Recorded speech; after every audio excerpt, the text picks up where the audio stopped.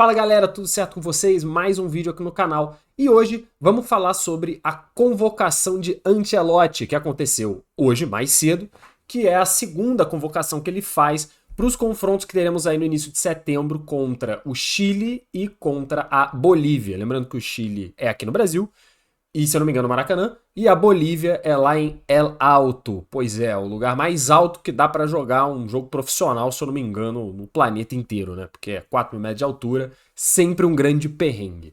Vamos então à lista do Ancelotti, que teve algumas novidades, alguns nomes que ficaram de fora.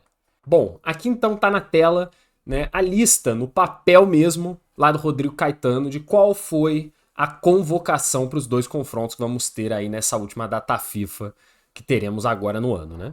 Bom, passando rapidamente, os três goleiros convocados, Alisson, Bento e Hugo Souza, ninguém aqui é uma grande novidade, mas vale ressaltar que a gente tem o Alisson, que está aí há muito tempo como goleiro titular da seleção, só que agora com dois goleiros jovens, né? O Bento, que está lá no Al Nassr e não está exatamente fazendo uma campanha muito boa por lá, e o Hugo Souza, que é um goleiro jovem, no Corinthians, já foi do Flamengo, já jogou também em Portugal. Então não temos aí a figura do Ederson, por exemplo, ou do Everton, que era um goleiro mais experiente que vinha sendo convocado bastante.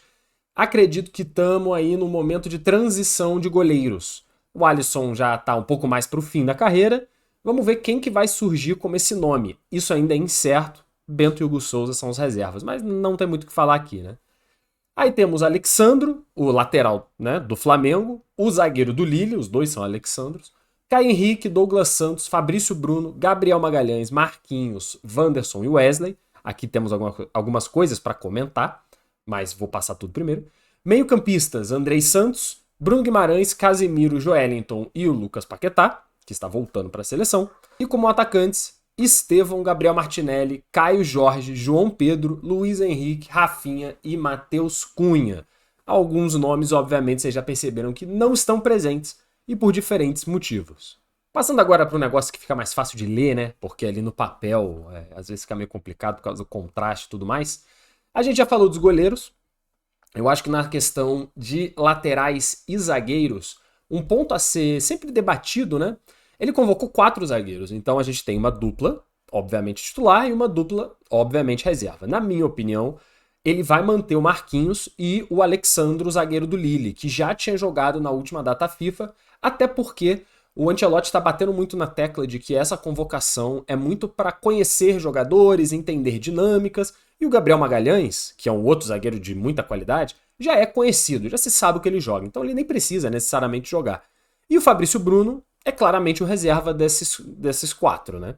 Então eu acredito que vai jogar Marquinhos e Alexandro, e talvez ele teste o Fabrício Bruno em alguns momentos para entender de fato como ele se comporta. Fica aqui a questão, né, que, por exemplo, Léo Ortiz estava sendo muito cotado e já tinha sido convocado, não foi dessa vez. O Léo Pereira também estava sendo bastante cotado, os 2 zagueiros do Flamengo, né, mas também não foi convocado. Esses talvez fossem os nomes aí mais fortes como zagueiros alternativos surgindo para essa convocação, sem ser o Fabrício Bruno, é claro. E aí tem outros zagueiros, né, como por exemplo o Militão, que, beleza, ele não ser convocado de novo, bate na mesma tecla do Ancelotti, sabe que o Militão joga, né? Era jogador do próprio Ancelotti. Então não tem necessidade de convocar para 2 confrontos que são bem fáceis, né? O Chile e a Bolívia são 2 dos times mais fracos da América do Sul, ainda mais o Chile no Brasil, esse jogo provavelmente vai ser um amasso. E o da Bolívia tem uma questão de altitude que também compromete muito a leitura, né, do jogador, da tática, até mesmo do resultado do jogo às vezes. Porque muitos caras aqui não estão acostumados a jogar em altitude há muitos anos, porque estão na Europa há muito tempo e lá não tem esse tipo de altitude, né? E o Ancelotti nunca jogou na altitude, se eu não me engano, na carreira inteira. Então é sempre um desafio, vai ser desafiador para todo mundo.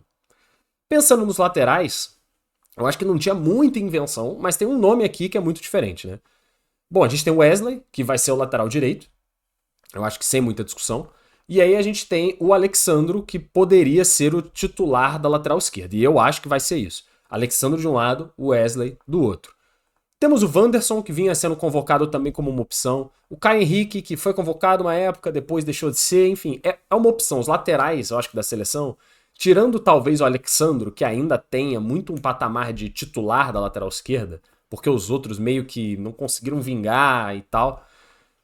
Os outros são todas opções. Não dá pra saber se o Wesley vai chegar bem, ele é muito garoto, então é confuso, né? A lateral brasileira é um negócio confuso. Tanto que foi feita aí a convocação de um jogador que estava no radar, eu acredito, de pouquíssima gente, eu mesmo não lembro dele, que é o Douglas Santos, que é um lateral de mais de 30 anos já, que tá lá jogando no Zenit e nunca teve muita, digamos assim, nunca teve muita mídia, né? Ninguém tava falando sobre ele, não tinha um hype pelo nome dele. É daqueles nomes que são totalmente inesperados, a não ser por quem de fato eu acho que trabalhava já com o Ancelotti, né, na comissão.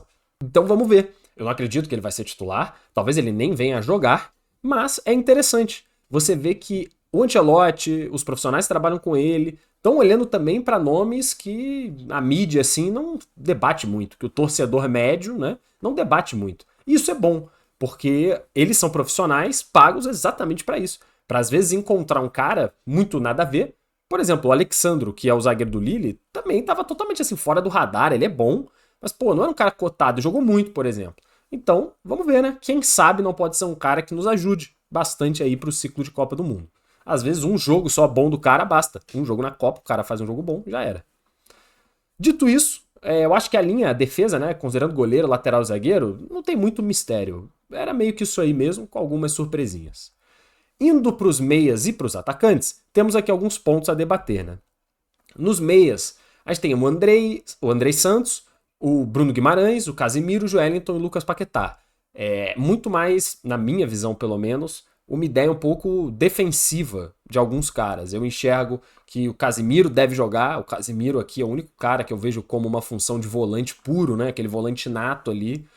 E o Andrei Santos talvez jogue se ele quiser algum tipo de dupla mais defensiva, digamos assim, voltado mais para marcação, para conseguir colocar meias mais ofensivos e deixar eles atacarem com mais tranquilidade. Ter um cão de guarda, o Andrei seria esse cão de guarda, né? Que é meio que uma função que ele fazia, tanto no Estrasburgo, se eu não me engano foi esse time que ele jogou lá, agora no Chelsea, antes no Vasco. Então é um jogador muito bom e muito competente. O Bruno Guimarães é aquela coisa, né? O Bruno Guimarães sempre é convocado, é um cara ali do meio de campo, faz função de volante, de meia. E o Joelinton, que é um cara um pouco mais ofensivo, de força física, mas que não consegue performar bem na seleção. Só que ele joga bem no Newcastle, né? Tipo assim, normalmente pelo menos, e pelo visto tem a confiança dos técnicos da seleção brasileira. Então, eu não acho que ele vai ser titular, ele vai ser opção no banco. Eu diria que desses 5 aqui, o Casemiro e mais um devam ser titular, ou o Casemiro e mais 2. Porque temos também a convocação de Lucas Paquetá, né, que é talvez o nosso grande meio de campo, pensador, camisa 10, sem ser o Neymar.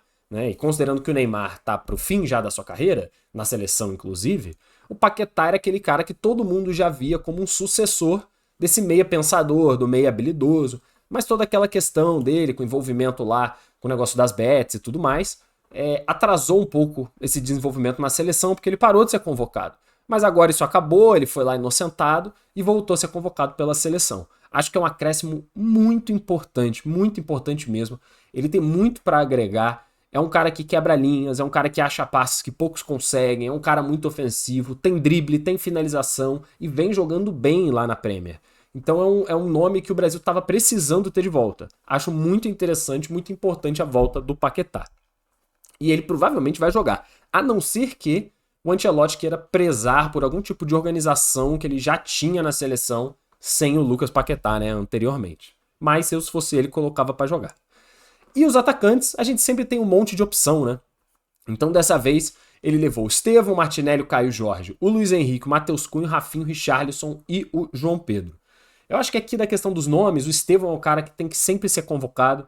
Ele joga muita bola, jogava no Palmeiras, ele é de fato muito jovem e eu não sei se ele deveria ser titular da seleção, mas com certeza uma opção, nem que seja para entrar em segundo tempo, jogar meia hora e fazer a diferença. Ele tá agora no Chelsea, fazendo a diferença, dando assistência, o escambau, é um cara decisivo, que não tem medo de jogar. É importante levar independentemente da situação, porque é um cara pro futuro da seleção, né? O Martinelli é aquele tipo de jogador que eu não sei se é decisivo o suficiente para a seleção brasileira, só que ele é muito bom. O Gabriel Martinelli é muito bom, joga no Arsenal, um cara acostumado com competição, com jogo importante. E, querendo ou não, ele sempre tá no radar e normalmente será convocado. O Caio Jorge é uma convocação muito merecida, ele tá jogando muita bola no Cruzeiro, se eu não me engano, é o artilheiro do Campeonato Brasileiro. O cara faz gol praticamente todo jogo, tá jogando muito e merece. Se ele vai se comportar bem com a camisa da seleção, a gente vai ver. Só que é uma opção interessante. E como o Ancelotti está querendo conhecer jogadores, nada mais justo do que levar um cara que está jogando muita bola aqui no Brasil. Acho que é uma convocação super honesta, não vai ser titular, mas deve entrar para jogar, até porque o Ancelotti quer ver esses caras jogando. Luiz Henrique, que está no Zenit, é curioso porque tanto o Douglas Santos, um cara fora do radar do Zenit, quanto o Luiz Henrique, que já tinha sido convocado previamente, ficou fora aí, né? Porque também o Zenit só começou a jogar mais tarde na temporada, foi convocado. E o Gerson, que também está no Zenit e vinha sendo convocado todas as vezes, não foi. Eu não acompanho o futebol do Zenit, eu não consigo dizer quem está jogando bem, quem está jogando mal lá, mas o Luiz Henrique é um jogador decisivo, que se comportou muito bem com a camisa da seleção quando teve a oportunidade e que jogou bola pra cacete no Botafogo. Nada mais justo também do que ser convocado. É um cara que, quando tiver todo mundo disponível, vamos considerar que o Brasil tem que ir com a força máxima, ele vai jogar? Não sei. Ele seria opção de banco? Talvez. Ele está disputando por uma vaga no banco da seleção. Importante ir para ver. Matheus Cunha, que a gente já testou várias vezes, fez boas apresentações, apresentações ruins, mas também é um outro nome que eu acho que sempre tem que estar no radar, não tem muito mistério aqui. Rafinha, eu acho que é o que tem menos a se falar sobre, porque joga bola pra cacete no Barcelona, é titular absoluto da seleção, eu enxergo essa seleção com um centroavante, o Rafinha de um lado e o Vinícius Júnior do outro, né? Esse seria o trio de ataque, o centroavante ainda é uma grande incógnita. Então o Rafinha é uma obviedade, tá jogando, tá bem fisicamente, tá tranquilo, então vambora. E aí tem a questão dos dois centroavantes, ou camisas 9, né? Que ele convocou o Richarlison e o João Pedro. O Richarlison até tá fazendo aqui um início de temporada no Tottenham bem legal, mas é aquele jogador que já jogou muito bem com a seleção.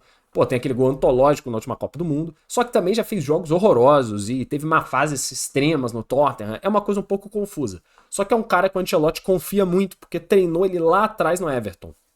Então, assim, eu acredito que o Richarlison é um cara de confiança. E se não tiver um nome que peça muito, por exemplo, o Endrick jogando muita bola, o Richarlison será convocado, como foi dessa vez.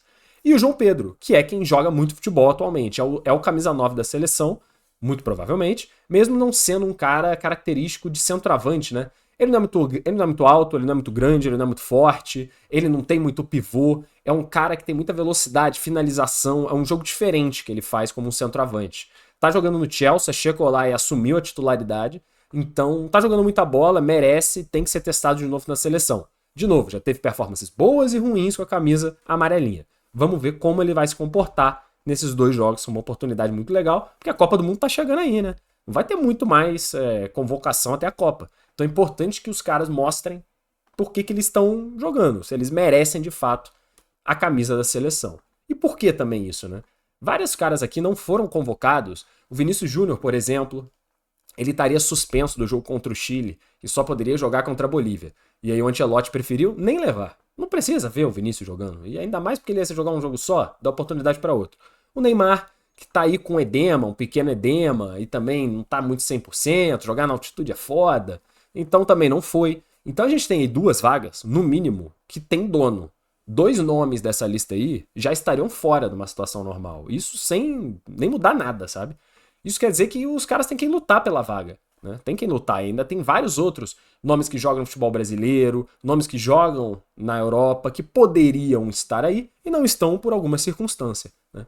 Então, vamos ver como que o Brasil vai se comportar nesses dois jogos fáceis, mas que tem aí o grau de dificuldade da altitude no segundo jogo. Que eu quero até entender o que o Ancelotti vai fazer pensando nesse parâmetro diferente aí na carreira dele. Mas é isso. O que você achou da seleção? Na minha opinião, uma convocação boa, alguns nomes diferentes, algumas coisas que podem dar certo ou não. Não é aquela convocação que todos os nomes são unanimidade, né? Acho que se eu fosse fazer uma enquete, acho que diria que 70%, 75% das pessoas iam achar que foi uma boa convocação e ia ter algum hatezinho. Mas de maneira geral, eu pelo menos gostei, até porque são dois jogos muito simples, muito fáceis e não tem muito o que inventar. O que vocês acharam? Deixem aí nos comentários, a gente sempre lê tudo, gosta muito da opinião de vocês. Deixem um like, espalhem para todo mundo, um forte abraço e até o próximo vídeo.